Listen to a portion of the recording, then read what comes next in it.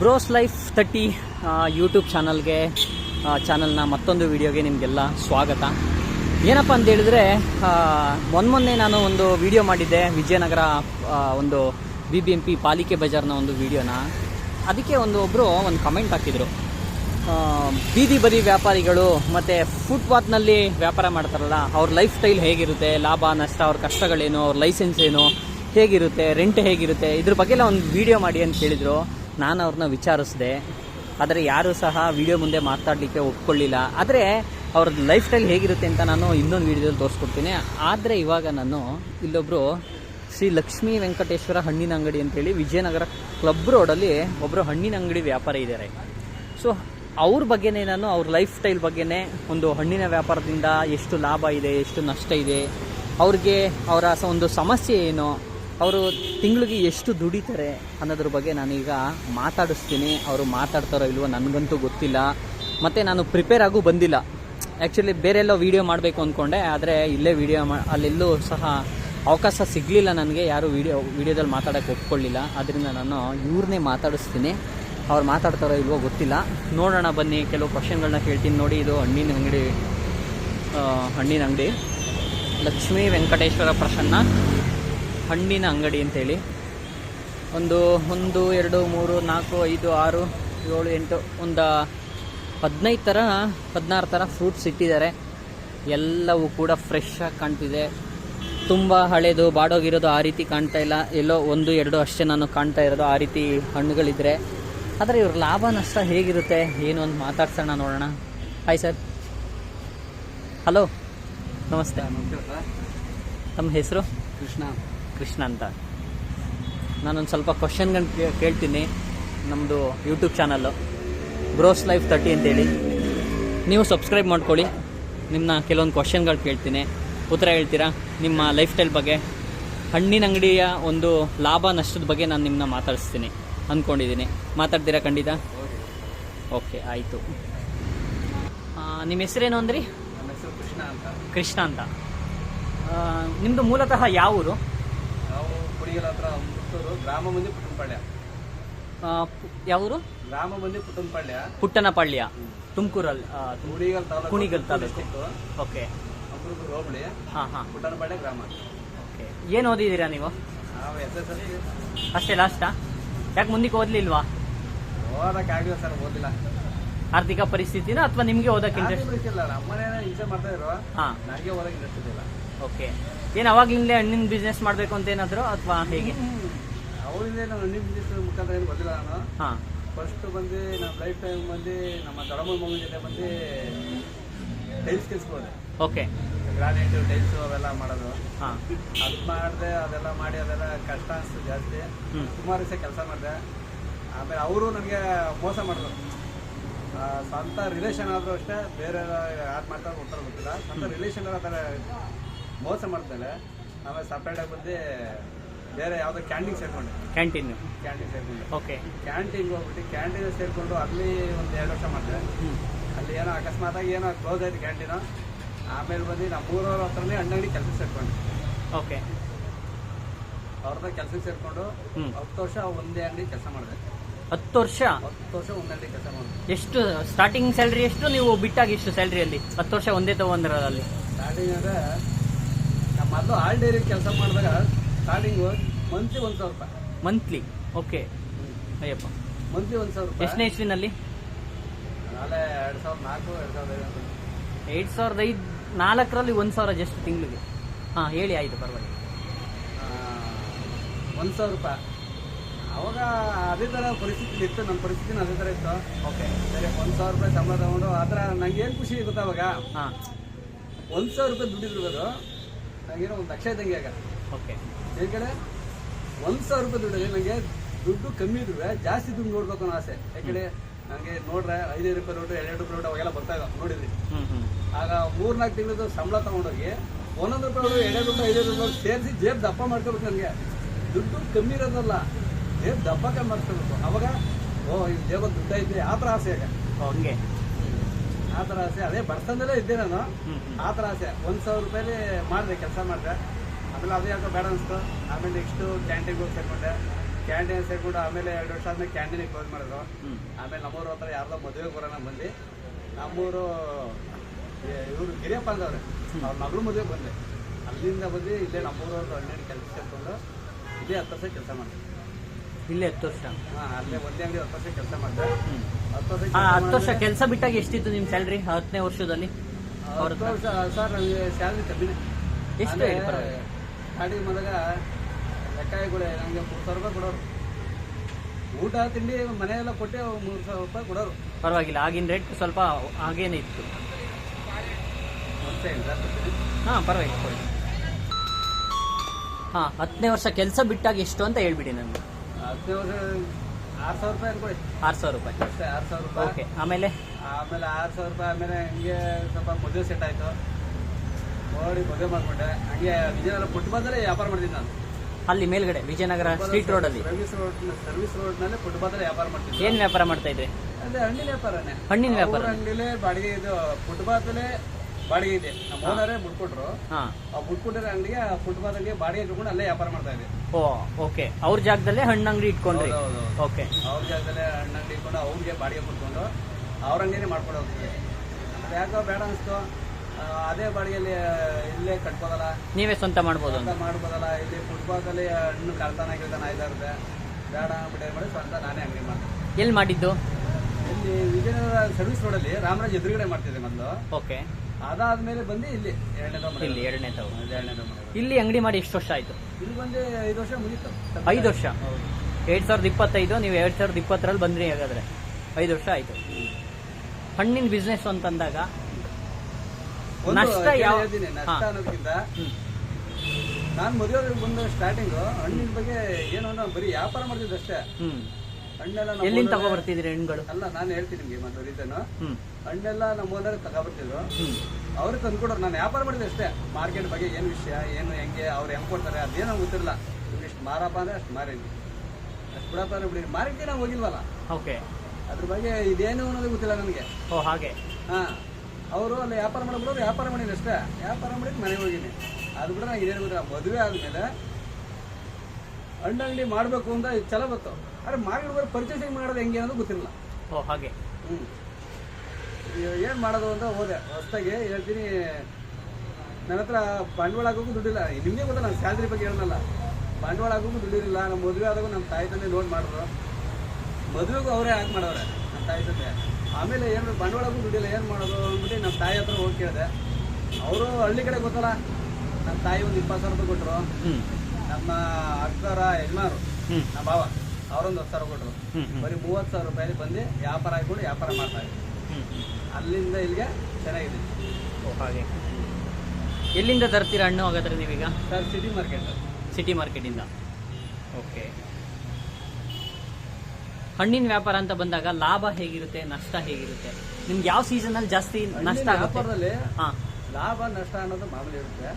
ಮಾಮೂಲಿ ಅನ್ನೋದಕ್ಕಿಂತ ಮುಂಚೆ ಒಂದು ಯಾವಾಗ ಅಂದರೆ ಯಾವ ಸೀಸನಲ್ಲಿ ಯಾವ ಐಟಮು ಯಾವುದು ಅನ್ನೋದು ಅದನ್ನು ನಾವು ಮತ್ತೆ ಮೇಂಟೈನ್ ಮಾಡಬೇಕು. ನಾವು ಸೀಸನ್ ಇದ್ದವರು ತಂದು ಮೇಂಟೈನ್ ಮಾಡೋದು ಕೈ ಸಿಗ್ಬೋದು ಗ್ಯಾರಂಟಿ. ಯಾಕೆಂದರೆ ಸೀಸನ್ ಇದ್ದವರು ಎಲ್ಲ ತಂದು ಮಾಡ್ಬೋದು. ಹೇಗೆ ಸೀಸನ್ ಅಂದ್ರೆ ಯಾವ ಸೀಸನ್ ಯಾವುದು? ಈಗ ಆಪಲ್, ಈಗ ಕಾಶ್ಮೀರ ಆಪಲ್ ಸೀಸನ್ ಇಲ್ಲ, ಈಗ ಶಿಮ್ಲಾ ಆಪಲ್ ಸೀಸನ್ ಇಲ್ಲ, ಸ್ಟೋರ್ ಐಟಮ್ ಅದು. ಅಂತಂದ್ರೆ ಮೊದಲೇ ಅವ್ರು ಸ್ಟೋರ್ ಮಾಡಿ ಇಟ್ಟಿರ್ತಾರೆ. ಆ ಸ್ಟೋರ್ ತಂದ್ರೆ ಸಿಂಕ್ ಆಗುತ್ತೆ, ಗಿಡದಂತೂ ಮಾಮೂಲಿ ಅದು. ಈಗ ಕಸ್ಟಮರ್ ನೋಡಪ್ಪ, ಒಂದು ಆಪಲ್ ಹೋಗಿದ್ದು, 2 ಆಪಲ್ ಹೋಗಿದ್ದು, ಅದು ರೆಗ್ಯುಲರ್ ಕಸ್ಟಮರ್ ಅಂತ ನಾವು ಕೊಡ್ಬೋದು. ಅಂದರೆ ಮಾಮೂಲಿ ಕಸ್ಟಮರ್ ಕೊಡ್ಬೋದು. ಆದರೆ ನಾವು ಅಲ್ಲಿ ಥರ ಅವ್ರು ಕೊಡೋದಲ್ಲ. ಅವ್ರು ಕೊಡಲ್ಲ. ಈಗ ಅವ್ರು ಏನು ಗೊತ್ತಾ, ಅವರು ಏನು ನೋಡಿರಲ್ಲ ಬಾಕ್ಸ್. ಅವ್ರೇನು ಬಾಕ್ಸ್ ಗಟ್ಟಲೆ ಕೊಟ್ಟಿರ್ತಾರೆ. ಬಾಕ್ಸ್ ಕೊಡೋದು ಅದರಲ್ಲಿ ಒಂದು ಬಾಕ್ಸಲ್ಲಿ 20 ಆಪಲ್ ನಮ್ದೇ. ಅವ್ರೇನು ನೋಡ್ಕೊಟ್ರೆ ಏನೋ ಓಕೆ, ಅವ್ರು ನೋಡ್ದಲ್ಲೇ ಕೊಟ್ಟಿರ್ತಾರೆ. ಅವರು ಬಾಕ್ಸ್ ಗಟ್ಟಲೆ ಕೊಟ್ಟಿರ್ತಾರೆ. ಅವ್ರು ಹೋದ್ರೆ ಒಂದು ಮಾಮೂಲಿ ಕಾಮನ್ ಇರುತ್ತೆ. ಆ ರೇಟ್ ನೋಡಿ ನಾವು ಮಾಡ್ಬೇಕಷ್ಟೇ. ಓಕೆ. ಯಾವ ಸೀಸನಲ್ಲಿ ಜಾಸ್ತಿ ಲಾಭ ಆಗುತ್ತೆ ನಿಮ್ಗೆ? ಯಾವ ಸೀಸನಲ್ಲಿ ಜಾಸ್ತಿ ನಷ್ಟ ಆಗುತ್ತೆ? ಯಾವ ಸೀಸನ್ ಅಲ್ಲ. ಹಾಂ, ಬೇಸಿಗೆಯಲ್ಲಿ ಸ್ವಲ್ಪ ನಷ್ಟನೂ ಆಗುತ್ತೆ, ಲಾಭನೂ ಆಗುತ್ತೆ.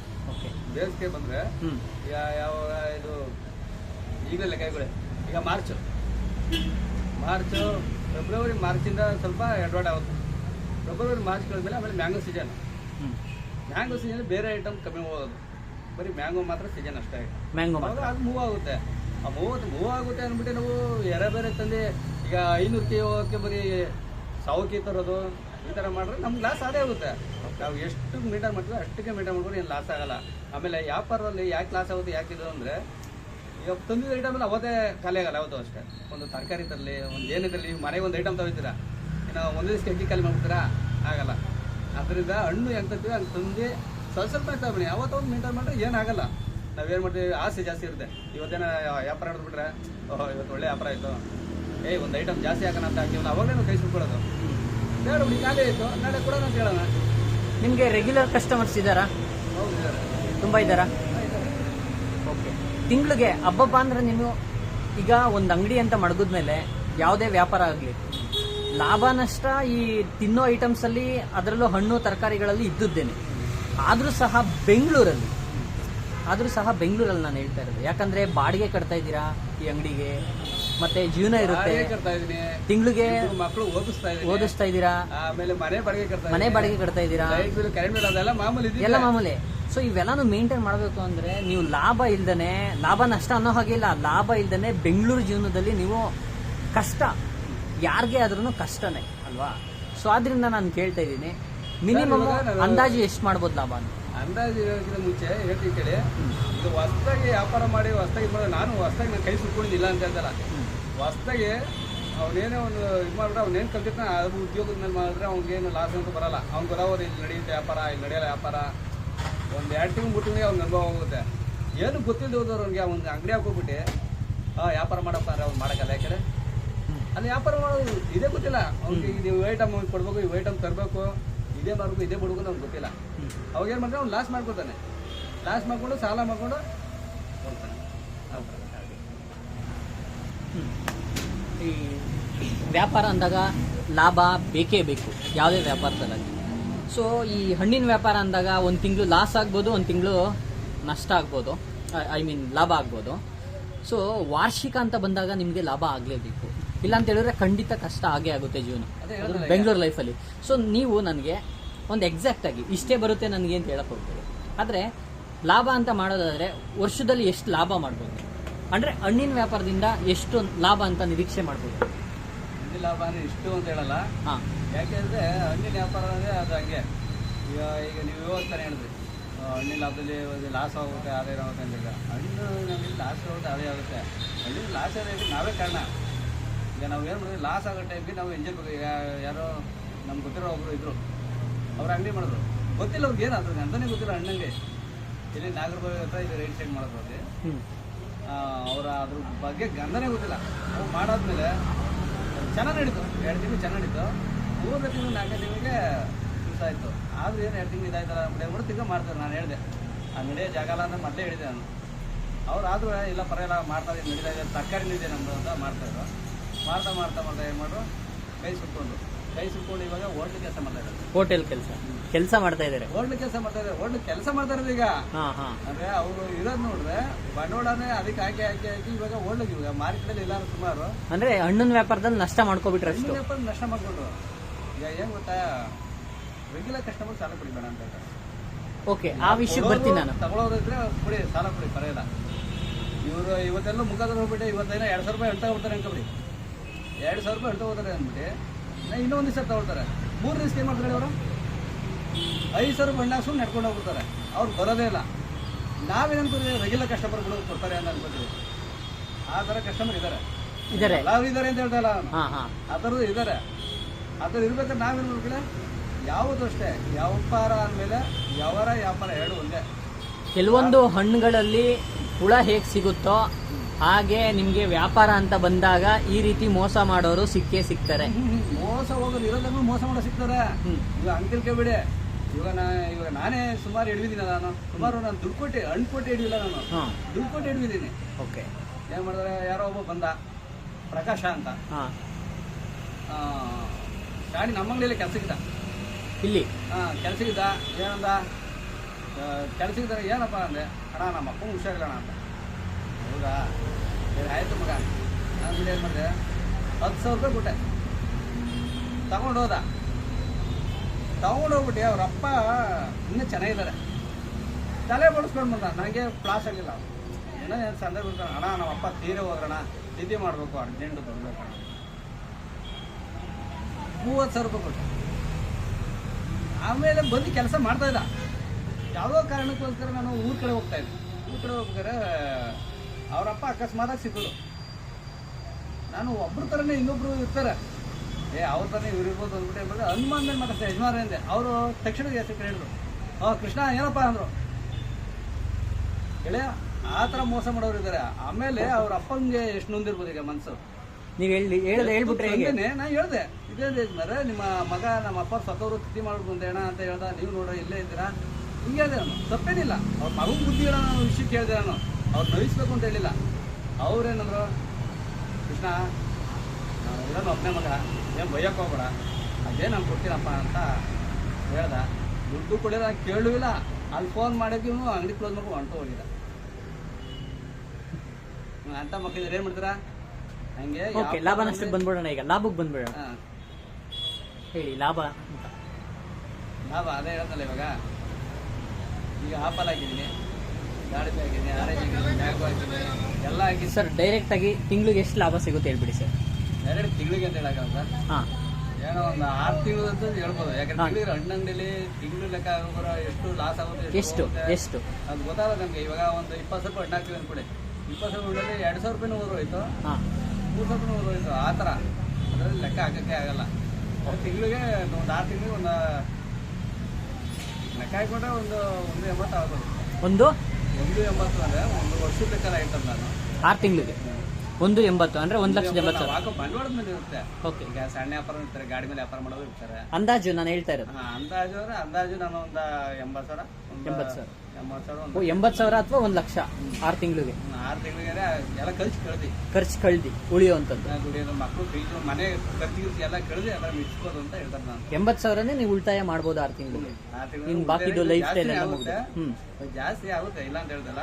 ಆದರೆ ನಮಗೆ ಇರ್ತಲ್ಲ ಮೇಂಟೆನೆನ್ಸ್, ಬಾಡಿಗೆ ಖರ್ಚು ಎಲ್ಲ ಕಳೆದಿ 80,000 ಜಾಸ್ತಿನೇ ಆಗುತ್ತೆ. ವೀಕ್ಷಕರೇ, ಇವ್ರು ಹೇಳ್ತಾ ಇರೋದು ಏನಂತಂದ್ರೆ ಅವ್ರ ಬಂಡವಾಳು, ಅವ್ರ ಖರ್ಚು ನಷ್ಟ ಎಲ್ಲ ಕಳೆದು, ಜೊತೆಗೆ ಮನೆ ಬಾಡಿಗೆ ಆಗಿರ್ಬೋದು, ಮಕ್ಕಳು ಖರ್ಚಾಗಿರ್ಬೋದು, ಮನೆಗೆ ಬೇಕಾದಂತಹ ದಿನಸಿ ಸಾಮಗ್ರಿ ಎಲ್ಲ ಸೇರಿ ಹಾಗೇನೆ ಇಲ್ಲಿದು ಬಾಡಿಗೆ ಸೇರಿ ಅವರು ಒಂದು 80,000 1,00,000ದವರೆಗೆ 6 ತಿಂಗಳು ಉಳಿಸ್ಬೋದು ಅಂತ. ಅಂದ್ರೆ ಅವ್ರ ಖರ್ಚೆಲ್ಲ ಕಳೆದು 6 ತಿಂಗಳು 1,00,000 ಹತ್ತತ್ರ ಉಳಿಸ್ಬೋದು ಅನ್ನೋದನ್ನ ಹೇಳಿದ್ದಾರೆ. ಕೊಟ್ಬಿಡಿ ಸರ್ ಅವ್ರಿಗೆ. ಸರ್ ಇವಾಗ ಅಷ್ಟೊತ್ತಿಂದ ನೋಡಿದೆ ನಾನು ಆಲ್ರೆಡಿ ವಿಡಿಯೋ ಮಾಡಲಿಕ್ಕೆ 1.5 ಅವರ್ ಆಗೋಯ್ತು. ಅರೆ ವಿಡಿಯೋ ಆಗೋದು 15 ನಿಮಿಷ. ನಿಮಗೆ ತುಂಬ ರೆಗ್ಯುಲರ್ ಕಸ್ಟಮರ್ಸ್ ಬಂದರು. ನಾನು ಇಲ್ಲಿ ಕುತ್ಕೊಂಡು ನೋಡಿದ್ದೆ. ಇದನ್ನ ರೆಗ್ಯುಲರ್ ಕಸ್ಟಮರ್ಸ್ನ ಜಾಸ್ತಿ ಮಾಡ್ಕೋಬೇಕು ಅಂತಂದರೆ ನಿಮ್ಮ ಪ್ರಕಾರ ಏನು, ನಿಮ್ಮ ವ್ಯಾಪಾರ ಅನುಭವದಲ್ಲಿ ಏನು ಹೇಳ್ತೀರಾ? ರೆಗ್ಯುಲರ್ ಕಸ್ಟಮರ್ಸ್ ಜಾಸ್ತಿ ಆಗೋದು ಹೇಗೆ? ಅದೊಂದು ಪಾಯಿಂಟ್ ಹೇಳ್ತೀನಿ. ಯಾರೋ ಒಬ್ರು ಕಸ್ಟಮರ್ ಬಂದರು, ಅವರು ಸ್ಟ್ರಿಕ್ಟು. ಅವ್ರೇನಂತಾರೆ, ಅದು ಕೊಡೋ ಇದು ಕೊಡೋ ಅಂತಾರೆ. ನಾವು ಇರೋದು ವ್ಯಾಪಾರಕ್ಕೆ, ನಾವು ಅದು ಕೂಡ ಅವ್ರಿಗೆ ಗೌರವ ಕೊಡಬೇಕು. ಸರ್ ತಗೊಳ್ಳಿ ಸರ್, ಹಂಗೆ ಸರ್, ಎಷ್ಟೇ ಕೋಪ ಆಗ್ಬಂದ್ರೆ ನಾವು ಎಷ್ಟೇ ನಿರ್ಗತ್ತಾ ಎಷ್ಟು ಖುಷಿಯಾಗಿ ಮಾತಾಡ್ತೀವಿ, ಅದು ಮೇನ್ ಒಬ್ಬರು ಮೈಂಡ್ಗೆ ಹೋಗುತ್ತೆ. ನಾ ಇಷ್ಟು ಇತ್ತಲ್ಲಿ ಇನ್ನಪ್ಪ, ಇಂಥ ಒಳ್ಳೆ ಈ ಥರ ಸಿಗಲಿಲ್ಲ, ಆಮೇಲೆ ಅವನೇ ಆರಿಸ್ಕೊಂಡಪ್ಪ, ಹಣ್ಣು ಚೆನ್ನಾಗಿತ್ತು, ಆವಾಗ ಮೈಂಡ್ ಇದಾಯ್ತಾರೆ. ಅವಾಗಲೇ ಕಸ್ಟಮರ್ ಇದಾಗೋದು. ಅದೇ ಅವ್ರೇನೋ ಮಾತಾಡೋದು, ನಮಗೆ ಹಿಂಗೆ ಅಂದ್ಬಿಟ್ಟು ಅವನು ಆಯ್ತಾ ಹಂಗೆ ಅಂದರೆ ಕಸ್ಟಮರ್ ಕಳ್ಕೊಂಡಾಗೆ. ಅವರು ಸಿಟ್ಟ ಬಂದಿರ್ತಾರೆ, ಇವರು ಸಿಟ್ಟಲ್ಲಿ ಇರ್ತಾರೆ. ಕಸ್ಟಮರ್ ಅವರು ಇವಂಗೂ ಲಾಭ ಇಲ್ಲ, ಅವನಿಗೂ ಲಾಸ್, ಇವಂಗೂ ಲಾಭ ಇಲ್ಲ. ಆ ಥರ ಯಾವತ್ತೂ ಅಷ್ಟೇ. ಕಸ್ಟಮರ್ ಎಷ್ಟೇ ಕೋಪ ಬರಲಿ, ಎಷ್ಟೇ ಸಂತೋಷ ಬರಲಿ, ನಾವು ಮಾತಾಡೋ ರೀತಿ ನೀತಿ ಇರುತ್ತೆ. ಈಗ ಅವ್ರು ತಗೊಳ್ತಾರೋ ಕೊಡ್ತಾರೆ, ನೆಕ್ಸ್ಟು ಇಲ್ಲ ಸರ್ ನಮ್ಮ ಹತ್ರ ಈ ಐಟಮ್ ಇರೋದು ಇಷ್ಟೇ. ಅವ್ರು ಕೇಳ್ತಾರೆ, ಈಗ 100 ರೂಪಾಯಿ ಇರೋದು ಬೇರೆ 50 ರೂಪಾಯಿ ಕೇಳ್ಬೋದು. ಸರ್ ಇಲ್ಲ ಸರ್ ನಮ್ಮ ಹತ್ರ ಕ್ವಾಲಿಟಿನೇ ಬೇರೆ, ಇವು ಐಟಮ್ ಇರ್ಬೋದು, ಅಷ್ಟು ಮುಗೀತು. ಅದು ಬಿಟ್ಟೆ ಎಲ್ಲಿ ಯಾರ ಹತ್ರ ಹೋಗಿ ಸರ್. ಈಗ ಕೆಲವೊಬ್ರು ನೀವು ಕೊಟ್ಟಿದ್ದೀರಲ್ಲ ನಿನ್ನೆ ಹಣ್ಣು, ಅದು ಕೆಟ್ಟೋಗಿತ್ತು ಸರ್, ಹುಳ ಬಿದ್ಬಿಟ್ಟಿತ್ತು ಸರ್ ಅನ್ಕೊಂಡು ಬರ್ತಾರೆ. ಅವ್ರಿಗೆ ಏನ್ ಮಾಡ್ತೀರಾ? ಅದು ಕಾಮನ್ ಆಗಿದೆ ಸರ್, ಅದು ಮಾಮೂಲಿ ಹೇಳ್ತಾರೆ. ಇವಾಗ ಏನ್ ರಿಪ್ಲೇಸ್ ಮಾಡ್ಕೊಡ್ತೀರಾ ನಿಮ್ಗೆ ರೆಗ್ಯುಲರ್ ಕಸ್ಟಮರ್? ನಾನು ಹೇಳೋದು ತಪ್ಪಲ್ಲ, ಬೇರೆ ಥಿಂಕ್ ಮಾಡೋದು ತಪ್ಪಲ್ಲ. ಒಬ್ಬರೇ ಜಿಪ್ನ ಬಿಡ ಏನೋ ಅಲ್ಲಿಂದ ಒಂದು ಆಪಲ್ಗೋಸ್ಕರ ಬಂದವನೇ ಅಂತಾರೆ. ಆದರೆ ಯಾವತ್ತೂ ಕಸ್ಟಮರ್ಗೆ ನಾವು ಹಂಗೆ ಅನ್ಕೋಬಾರ್ದು. ಅವ್ರಿಗೆ ಗೊತ್ತಾ, ಒಬ್ರು ಬಡಸ್ತಾನೆ ಇರ್ತಾರೆ, ಏನು ಗೊತ್ತಾ, ಬಡವರು, ಅವ್ರಿಗೆ ಮಿನಿಮಮ್ 1 kg ಆಪತ್ತಿನಷ್ಟು ಶಕ್ತಿ ಇರಲ್ಲ. ಆದ್ರೂ ತಗೊಂಡಿದ್ದಾರೆ, ಏನೋ ಪೇಷಂಟ್ ಹುಷಾರಿಲ್ಲ. ಈ ಆಪಲ್ ಅಂತ ಹೇಳಿದಕ್ಕೆ ಒಂದು ನೆನಪಾಯ್ತು ನನಗೆ. ಹಣ್ಣುಗಳಲ್ಲಿ ಆಪಲ್ ಅಲ್ಲಿ ಯಾವ್ಯಾವ ರೀತಿ ಆಪಲ್ಗಳು ಬರುತ್ತೆ ಹೇಳಿ ಮೊದಲು? ಫ್ಯೂಜಿ ಆಪಲ್ ಬರುತ್ತೆ, ಆಮೇಲೆ ಟರ್ಕಿ ಆಪಲ್ ಬರುತ್ತೆ, ಇಟಾಲಿ ಆಪಲ್ ಬರುತ್ತೆ, ಇರಾನ್ ಆಪಲ್ ಬರುತ್ತೆ, ಇರಾಕ್ ಆಪಲ್ ಬರುತ್ತೆ. ಆಪಲ್ ವೆರೈಟೀಸ್ ಬೇಜನಿದೆ. ಹೇಳಿ ನಿಮ್ಗೆ ಎಷ್ಟು ಗೊತ್ತು ಹೇಳಿ? ವಾಷಿಂಗ್ಟನ್ ಬರುತ್ತೆ, ಕಾಶ್ಮೀರಿ ಆಪಲ್ ಮಾಮೂಲಿ ಕಾಶ್ಮೀರಿ ಆಪಲ್ ಬರುತ್ತೆ, ಹಿಮಾಚಲ್ ಆಪಲ್. ನಮ್ ಜನಗಳಿಗೆ ಜಾಸ್ತಿ ಗೊತ್ತಿರೋದೇ ಕಾಶ್ಮೀರಿ ಆಪಲ್. ಇಲ್ಲ ಹಿಮಾಚಲ್ ಆಪಲ್, ಕಾಶ್ಮೀರ್ ಆಪಲ್ ಈ ಮೊದಲು ಬರೋದು ಸಿಮ್ಲಾನೇ ಹಿಮಾಚಲ ಅನ್ನೋದು. Okay. Himachal apple, Kashmir apple. Okay. Indian apple ಅಂದ್ರೆ ಹಿಮಾಚಲ, ಕಾಶ್ಮೀರ ಇದೆ. ಇಲ್ಲಿ ಲೋಕಲ್ ಇಂದ ಎಲ್ಲೂ ಬರಲ್ವಾ? ಅಕ್ಕಪಕ್ಕ ಜಿಲ್ಲೆಗಳು, ರಾಜ್ಯದಿಂದ ಎಲ್ಲೂ ಬರಲ್ಲ? ಎಲ್ಲಿ ಬಿಡ್ತಾರೆ ಸರ್, ಇವಾಗೆಲ್ಲ ಇಲ್ಲೆಲ್ಲ ಕೇಳ್ಬಿಟ್ಟೆ. ಅದು ಯೂಟ್ಯೂಬ್ ಅಲ್ಲಿ ನಾನು ನೋಡಿ ಕೇಳ್ಬಿಟ್ಟಿದ್ದು. ಕಿತ್ಲೆ ಹಣ್ಣಲ್ಲಿ ಯಾವ್ಯಾವ್ದು ಬರುತ್ತೆ? ನಾಗ್ಪುರ ಆರೆಂಜ್, ಹಾ, ನಾಗ್ಪುರ ಆರೆಂಜ್, ಮಾಮೂಲಿ ಲೋಕಲ್ ಆರೆಂಜ್ ಬರುತ್ತೆ. ಅಕ್ಕಪಕ್ಕ ಜಿಲ್ಲೆಯಿಂದ ನಾಗ್ಪುರ ಬರೋದು. ಓಕೆ. ತಮಿಳ್ನಾಡು ಬಂದು ಆ ಮೂಸಲಿ ಸ್ವಲ್ಪ ಹುಳಿ ಬರುತ್ತೆ. ಇದು ಪೂರ ಮೂಸಲಿ ಸ್ವಲ್ಪ ಸ್ವೀಟ್ ಬರುತ್ತೆ. ಓಕೆ. ಇದೆರಡು ಬಿಟ್ರೆ ಹೊರಗಡೆಯಿಂದ ತರಿಸೋದು ಇನ್ಯಾವ್ಯಾವ್ದು ಹಣ್ಣುಗಳು? ಹೊರಗಡೆಯಿಂದ ತರಿಸೋದ್ರೆ ಸರ್ ಇವಾಗ ಅಂಜೂರ ಇಲ್ಲಿ ಸಿಗುತ್ತೆ, ಹೊರಗಡೆನೂ ಎಕ್ಸ್ಪೋರ್ಟ್ ಆಯ್ತಾ ಇರುತ್ತೆ. ಓಕೆ. ಆಮೇಲೆ ಡೇಟ್ಸ್ ಯಾರು ಬೆಳೆಯೋಲ್ಲ. ಡೇಟ್ಸ್ ಬಿಡಿ, ಈ ಕಿವಿ ಫ್ರೂಟ್ಸ್? ಕಿವಿ ಫ್ರೂಟ್ಸ್ ನ್ಯೂಜಿಲೆಂಡ್, ಒರಿಜಿನಲ್ ಬಂದು ನ್ಯೂಜಿಲೆಂಡ್. ಕಿಸ್ಬಿ ಕಿವಿ ಅನ್ನೋದೇ ಒರಿಜಿನಲ್. ಓಕೆ. ಇವೆಲ್ಲ ಲೋಕಲ್, ಐಚಿ ಕಿವಿ, ಲೂಡಸ್ ಕಿವಿ, ಈ ಥರ ಎಲ್ಲ ಲೋಕಲ್. ಆ ಥರ ಕ್ವಾಲಿಟಿ ಇರಲ್ಲ ಅವು. ಅಂದರೆ ಒಂದು ವಾರಕ್ಕೆಲ್ಲ ಕೆಡೋಗ್ಬಿಡುತ್ತೆ, ಈ ಥರ ಇರ್ತಾವೆ ಅವು. ಕಿಸ್ಬಿ ಕಿವಿ ಅಂದರೆ ಒರಿಜಿನಲ್ ಅಂತ. ಕೊನೆಯದಾಗಿ ಹಣ್ಣಿನ ವ್ಯಾಪಾರಿಗಳಿಗೆ ಏನು ಹೇಳಕ್ಕೆ ಇಷ್ಟಪಡ್ತೀರಾ? ಹಣ್ಣಿನ ವ್ಯಾಪಾರ ಮಾಡಬೇಕು ಅಂದರೆ ಎಷ್ಟು ಎಚ್ಚರಿಕೆಯಿಂದ ಇರಬೇಕು? ಸರ್, ನಾವು ಮೈ ಮೇಲೆ ಜ್ಞಾನ ಅಂದ್ಬಿಟ್ಟು ನಾನೇನೋ ಸಹಿಸ್ಕೋತೀನಿ ಅನ್ನೋ ಕೆಪಾಸಿಟಿ ಇದ್ದು ಬರಬೇಕು ಹಣ್ಣುಗಳಿಗೆ. ಯಾಕೆಂದರೆ ಅವನು ನಾ ಹೇಳ್ದೆ ನಿಮ್ಗೆ ಇವಾಗ ತಾನೇ ಜಸ್ಟ್ ಇವಾಗ ಹೇಳಿದೆ. ಇಲ್ಲ ಸರ್, ಅವರು ಹೊಸ್ದಾಗಿ ಬಂದು ಹಾಕ್ತಾರೆ ಬಂಡವಾಳ. ಹೊಸ್ದಾಗಿ ಬಂಡವಾಳಕ್ಕೆ ಅವ್ರು ಏನು ಗೊತ್ತೇ ಇರಲ್ಲ. ಒಂದು ಹಣ್ಣುಗಳಿಗೆ ವ್ಯಾಪಾರ ಮಾಡೋಕೆ ಕೂತ್ಕೋತಾರೆ, ಆಮೇಲೆ ಲಾಸ್ಟ್ ಮಾಡ್ಕೊಂಡು ಹೋಗ್ಬಿಡ್ತಾರೆ. ಆ ಥರ ಮಾಡ್ಕೊಬಾರ್ದು. ಅದು ಸ್ವಲ್ಪ ಅನುಭವ ತಗೋಬೇಕು. ಈಗ ಯಾವುದೇ ಒಂದು ಕೆಲಸ ಮಾಡಬೇಕು, ಅನುಭವ ಇದ್ರೆ ನೀವು ಮಾಡೋಕ್ಕೆ ಸಾಧ್ಯ. ಯಾವುದೇ ಅನುಭವ ಇದ್ರೆ ನೀವು ಮಾಡಪ್ಪ ಅಂದ್ಬಿಟ್ರೆ ಏನು ಮಾಡ್ತಾರೆ ನೀವು? ಈಗ ನೀವು ಓದ್ದಲೇ ಎಕ್ಸಾಮ್ ಬರೆಯೋಬ್ಬರು ನೀವು ಬರ್ಬಿಡ್ತೀರಾ? ಹಂಗೆ ಎಲ್ಲನೂ ತಿಳ್ಕೊಂಡು ಮಾಡಿರೋದು ಸಕ್ಸಸ್ ಆಗುತ್ತೆ.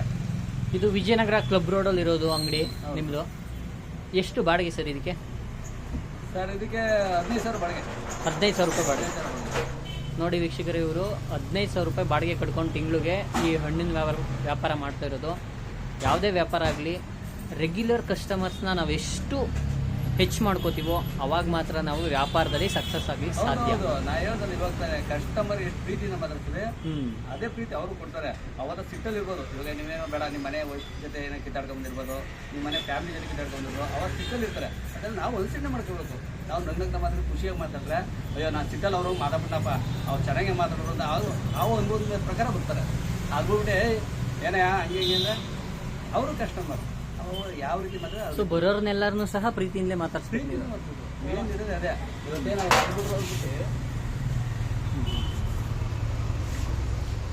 ಓಕೆ.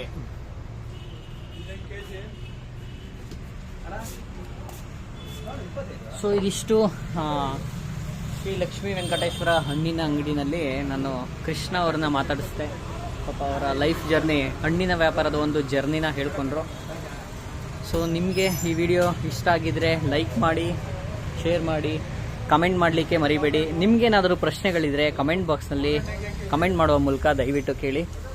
ಸೊ ನಾವು ಸಹ ನೆಕ್ಸ್ಟು ನಿಮ್ಮ ಬೇಡಿಕೆ ಮೇರೆಗೆ ವಿಡಿಯೋ ಮಾಡುವಂಥ ಪ್ರಯತ್ನನ ಖಂಡಿತ ಮಾಡ್ತೀನಿ. ಮಂಡ್ಯ ಹುಡುಗನ ಬ್ರೋಸ್ ಲೈಫ್ ಯೂಟ್ಯೂಬ್ ಚಾನಲ್ನ ಸಬ್ಸ್ಕ್ರೈಬ್ ಮಾಡಲಿಕ್ಕೆ ಮರಿಬೇಡಿ.